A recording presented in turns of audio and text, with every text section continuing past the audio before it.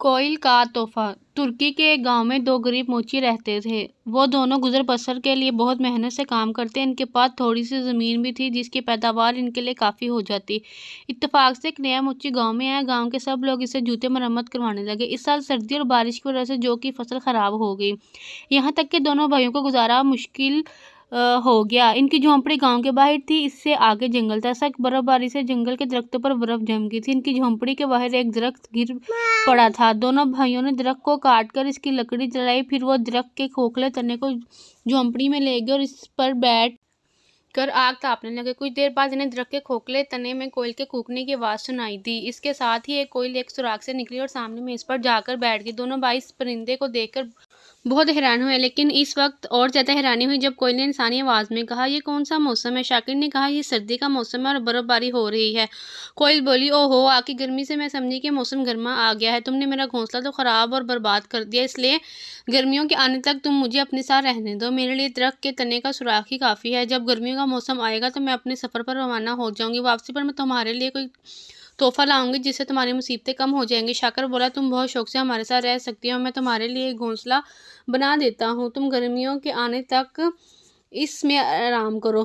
تمہیں بھوک لگ رہی ہوگی، اس لیے میں تمہیں اپنے حصے کی آدھی روٹی دے رہا ہوں۔ کوئل نے روٹی کھائی اور پانی پیا، پھر وہ شاکر کے بنائے ہوئے گھونسلے میں جا کر سو گئی۔ ایک دن صبح سویرے کوئل کو کوں کوں سے وہ بیدار ہو گئے۔ ان کے سامنے والی کھڑکی میں کوئل بیٹھی تھی اور کوں کر بہار کے آنے کا اعلان کر رہی تھی۔ اس نے کہا، میں اب دنیا کے سفر پر جا رہی ہوں تاکہ ہر جگہ بہار کے آنے کا پیغام پہنچا دوں۔ اب تم مجھے بتاؤ کہ واپس آتے وقت تمہارے لیے میں کیا تحفہ لاؤں؟ لالہ سے فضلو کی آنکھیں چمکنے لگی۔ وہ بولا، تم نے دنیا کا کونا کونا دیکھا ہوا ہے، تم میرے لیے کوئی بڑا سا ہیرا یا قیمتی موتی لے آؤ تاکہ ہماری مصیبتوں کا دور ختم ہو جائے۔ کوئل بولی، مجھے ہیرے اور جواہرات کا تو علم نہیں، یہ چٹانوں کے اندر چھپے ہیں اور موتی دریاؤں کی تہہ میں ہوتے ہیں، اس لیے ان کا نکالنا میرے بس میں نہیں ہے۔ یہاں سے بہت دور ایک کنواں ہے جس کے کنارے پر دو درخت ہیں، ان میں سے ایک سنہری درخت کہلاتا ہے، اس کے پتے سونے کے ہیں۔ دوسرا درخت زیتون کا ہے، یہ ہمیشہ ہرا بھرا رہتا ہے۔ اس کے متعلق مشہور ہے کہ جو کوئی اس کے پتوں کو اپنے پاس رکھے گا، اس کی عقل و دانش میں اضافہ ہوگا۔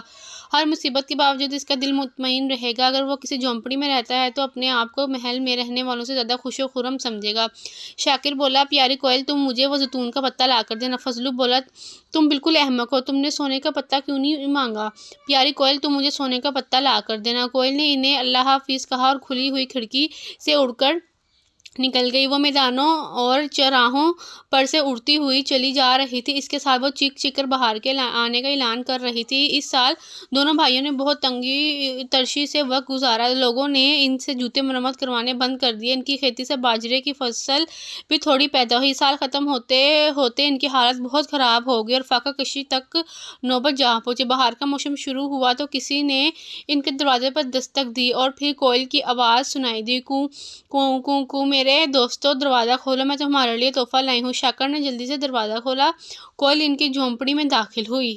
اس کی چونچ میں دو پتے تھے، ایک بہت بڑا سا سونے کا پتا اور دوسرا زیتون کا پتا۔ کوئل نے سونے کا پتا فضلو اور زیتون کا پتا شاکر کو دیا اور بولے، دنیا کے آخری سرے میں سے میں تمہارے لیے یہ پتے لے کر آئی ہوں، تم مجھے کھانے کو کچھ دو، مجھے ابھی شمالی ملکوں میں جانا ہے تاکہ میں وہاں بھی بہار آنے کی خوشخبری سنا دوں۔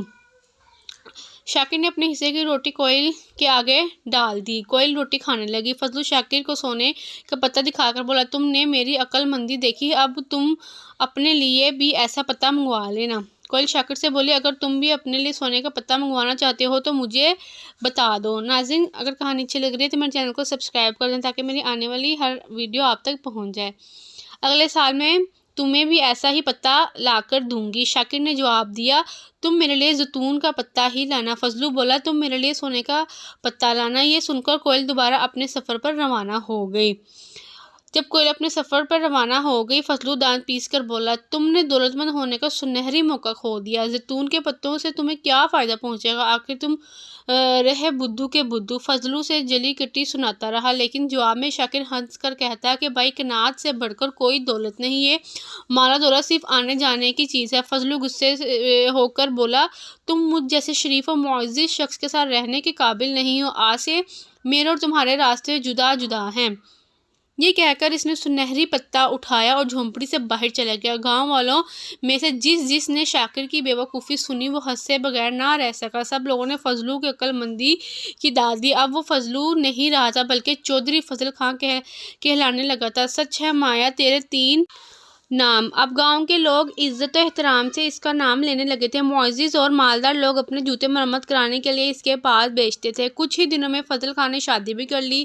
شادی کی دعوت میں گاؤں کے سب لوگ تھے، صرف شاکر کو دعوت نامہ نہیں بھیجا گیا تھا کیونکہ فضل خان کے خیال کے مطابق وہ غریب اور بے وقوف تھا اور خاندان کے نام پر دبا۔ اب فضل خان امیر شان و شوکت سے زندگی بسر کر رہا تھا، لیکن عجیب بات تھی کہ وہ اور اس کی بیوی ہمیشہ ناخوش اور پریشان ہی رہے۔ اخراجات کو پورا کرنے کے لیے فضل خان سونے کے پتے کو توڑ کر فروخت کرتا رہا۔ آخر ایک دن پتے کا آخری ٹکڑا بھی بک گیا۔ اب فضل خان پہلے کی طرح مفلس ہو چکا تھا اور وہ کوئل کا انتظار کرنے لگا۔ جب موسم بہار شروع ہوا تو کوئل پھر آئی۔ فضل خان اور اس کی بیوی نے کوئل کی بہت خاطر مدارت کی۔ وہ اس کے لیے بہت سی چیزیں لے کر آئے، لیکن کوئل نے ان کی طرف کوئی توجہ نہ کی۔ وہ بولی، میں غریب شاکر کے گھر کی روکھی سوکھی روٹی کھانا زیادہ پسند کرتی ہوں۔ اس طرح نہ جانے کتنے ہی سال گزرے۔ فضل خان سونے کے پتے لیتا رہا اور شاکر زیتون کے پتوں پر شکر ادا کرتا رہا۔ ایک دن اس ملک کا بادشاہ شکار کھیلتا ہوا ادھر آ نکلا۔ وہ بہت فکرمند اور پریشان رہتا تھا۔ اس کا بیٹا شہزادہ نور الدین نافرمانی کرتا تھا۔ وزیر اس کے خلاف سازشیں کرتے رہتے تھے۔ شمالی علاقے میں بغاوت ہو گئی تھی، ملک میں افراتفری پھیلی ہوئی تھی۔ ان باتوں نے بادشاہ کا چین سکون غارت کر دیا تھا۔ اچانک بادشاہ کی نظر شاکر پر پڑی۔ وہ پھٹے پرانے کپڑے پہنے ہوئے تھا۔ اس کے چہرے پر لگتا تھا کہ وہ کئی وقت کا بھوکا ہے، لیکن پھر بھی وہ بے حد مطمئن اور خوش نظر آ رہا تھا۔ بادشاہ کو یہ دیکھ کر بہت حیرانی ہوئی۔ شاکر نے بتایا، عالی جاں کنات سب سے بڑی نعمت ہے۔ جسے کنات کی دولت میسر ہے، اسے نہ کوئی پریشانی ہے اور نہ ہی کوئی غم۔ بادشاہ کو شاکر کی بات پسند آئی۔ وہ بہت دیر تک شاکر کے پاس رہا۔ اس وقت اس کے ذہن سے سب پریشانیاں جاتی رہی۔ شاکر کے پاس بادشاہ کے آنے اور پھر اس کی پریشانی دور ہونے کی بات بہت جلد ہر جگہ پھیل گئی۔ لوگ اس کے پاس اپنی پریشانیاں لے کر آتے اور شاکر ان کی فکر اور پریشانی کا حل بتا دیتا اور پھر وہ خوش اپنے گھروں کو واپس چلے جاتے۔ امیر لوگ اسے انعام دیتے اور غریب لوگ ڈھیروں دعائیں دیتے۔ اب شاکر بھی اچھی اور خوشحال زندگی گزارنے لگا تھا۔ ایک دن بادشاہ شاکر کو بلانے کے لیے اپنا خادم بھیجا۔